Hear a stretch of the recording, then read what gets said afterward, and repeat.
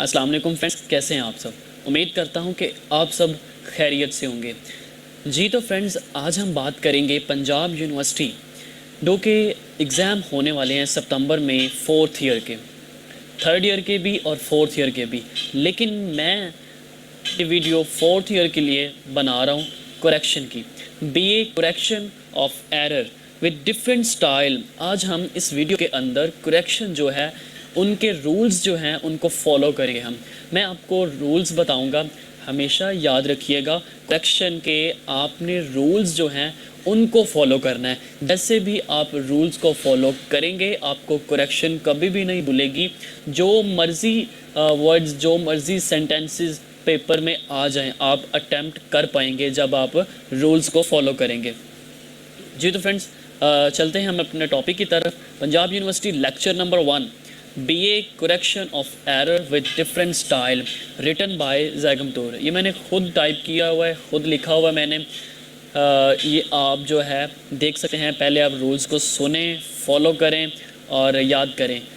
तो जहन में सिर्फ़ और सिर्फ रूल्स रखना है आपने। जब आप रूल्स रखेंगे अपने जहन में तो आप ऑटोमेटिकली अटेम्प्ट कर पाएंगे सेंटेंसेस।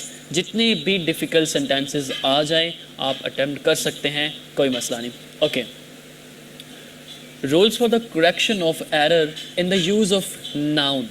एक्चुअली रूल नंबर 1 है, the following noun are always used in the singular form. Example, S और E S is not used with them.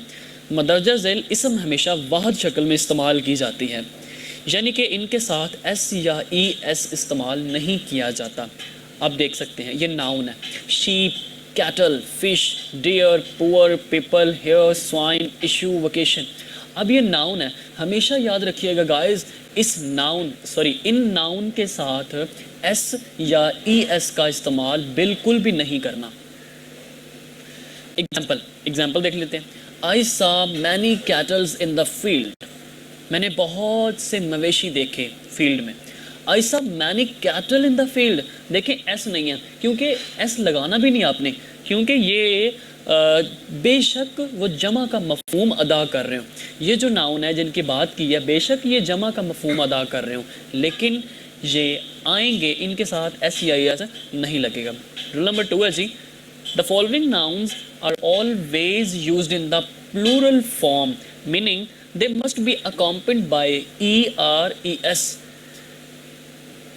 मदरजा झैल इसम हमेशा जमा शक्ल में इस्तेमाल किए जाते हैं, यानी कि इनके साथ एस या ई एस लाजमी इस्तेमाल किया जाता है। अब हमने ऊपर डिस्कस किया कि इस्तेमाल नहीं किया जाता। अब ये कुछ नाउन्स ऐसे हैं कि जिनके साथ एस या ई एस लगाना लाजमी है। Alms, socks, newses, stocks, orders, paints, trousers, shorts, cares, goods, Caesar, cards, innings, arms, glasses, ethics, means, tongues, mumps, physics। अब देख सकते हैं इनके साथ आपने एस या ई एस को काटना बिल्कुल भी नहीं है। एस या ई एस इनके साथ लगेगा। एग्जाम्पल देख लेते हैं। He did not obey my order। अब देखें, हमेशा याद रखिएगा सेंटेंस में ऊपर बता ही दिया है कुछ ऐसे नाउन्स हैं जिनके साथ ई या एस का इजाफा होता है और कुछ ऐसे नाउन हैं कि जिनके साथ एस या एस का इजाफा नहीं होता। तो I did not obey my order, sorry he did not obey my order, he did not obey my orders. क्या हो गया? एस का इजाफा हो गया। Studies are order used as verb can be written about S R E S. बेशक वो वाहद का मफहूम ही अदा कर रहे हो, बेशक कोई भी नाउन वाहद भी हो, लेकिन एस या एस लाजमी लगेगा। एग्जाम्पल, आई जी, ये बात समझने वाली है। इस बात में वो ये कह रहा है कि अगर फॉर एग्ज़ाम्पल ये जो ऑर्डर है या फिर ऑर्डर है, स्टडी है, ये अगर आ जाते हैं फ़िक्रे के शुरू में तो क्या एस या ई एस का इजाफा होगा? बिल्कुल नहीं होगा। देखें, I order you to go there, यहाँ पे आई ऑर्डर्स नहीं आएगा, I order you to go there. Do you study your lesson daily? Do you study your lessons नहीं आएगा, lesson daily simply. Rule number 3 की तरफ बढ़ते हैं। If a numeric word appears before the following nouns, they are not accompanied by an S or ES। क्या कहा उसने? Simple कि मदरजा झैल इसमों में से अगर कोई अददी नंबर आ जाए तो इनके साथ SEIS इस्तेमाल नहीं किया जाता। देखिए dozen, gross, year, 100, stone, foot, metre, million, score, hair, yoke, इनके साथ SEIS बिल्कुल भी नहीं लगाना। एग्जाम्पल के साथ डिस्कस करते हैं जी। He gave me 300 rupees.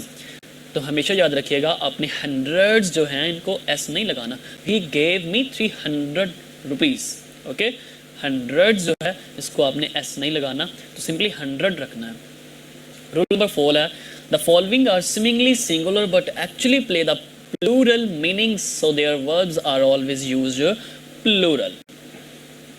जी क्या कहा उसने कि मदरजा झैल इसमें ज़ाहिर वाहद मालूम होते हों लेकिन दरअसल जमा का मफहूम अदा करते हैं, लिहाजा इनके बाद वर्ब हमेशा जमा इस्तेमाल किए जाते हैं। ठीक है, फ़ेल और अमदादी फ़ेल जो होते हैं वो वर्ब इस्तेमाल किए जाते हैं, जैसे कि vermin, poultry, people, gentry, clergy, cavalry, cattle, swine, cattle, police, salmon, public, main kind.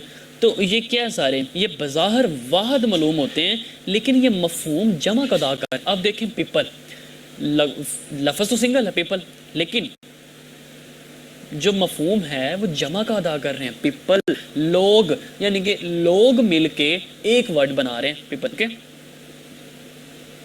The cattle is grazing in the fields. अब देखें, the cattle is grazing in the field. Actually ये जो सेंटेंस है ये गलत है। कैटल्स जो हैं वो ज़्यादा हैं, तो the cattle are grazing in the field. Simply ये तो कॉमन सेंस की बात है, ये तो आप भी कंडक्ट कर सकते हैं। Okay, the following seem to be, rule number 5 है the following seem to be plural in it but in fact they convey the meaning of singular, so verbs and an auxiliary verb are used after them। मदरजा झैल बज़ाहिर जमा मालूम होते हैं, मदरजा झैल इसम बज़ाहिर जमा ही मालूम होते हैं लेकिन दरअसल ये वाहद का मफहूम अदा करते हैं, लिहाजा इनके बाद फ़ेल और अमदादी फ़ेल वाहद इस्तेमाल किए जाते हैं, जैसा कि news, wages, politics, ethics, mathematics, means, physics, statics, proceedings, summons, economics.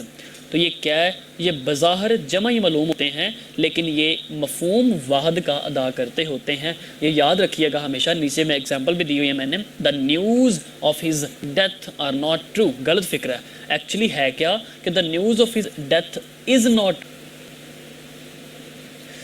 Rule number 7 है in the sentence if I mean fruit it is used as a singular. If it means fruit और fruit then it will be used as a plural. मतलब क्या हुआ कि फ़िक्रे में fruit से मुराद फल हो तो इसे इसमें वाहद के तौर पर इस्तेमाल किया जाता है। गाइस ध्यान से सुने, अगर सेंटेंस के अंदर फ्रूट आ जाए मतलब फल आ जाए तो ये हमेशा वाहद कंसिडर किया जाता है, लेकिन अगर इससे मुराद सिला या समरात हो तो इस इसम की जमा के तौर पर इस्तेमाल होगा। कैसे? He brought fresh fruits from the market। लेकिन ये इनकरेक्ट है। He brought fresh fruit, not fruits, ठीक है, from the market। और साथ एक और एग्जाम्पल है, वो मैंने यहाँ पे नहीं लिखी। He got the fruit of his honesty। देखें, he got the fruit of his honesty, यानी कि उसने अपनी ईमानदारी का फल जो है वो हासिल किया। अब ये इनकरेक्ट है। करेक्ट क्या?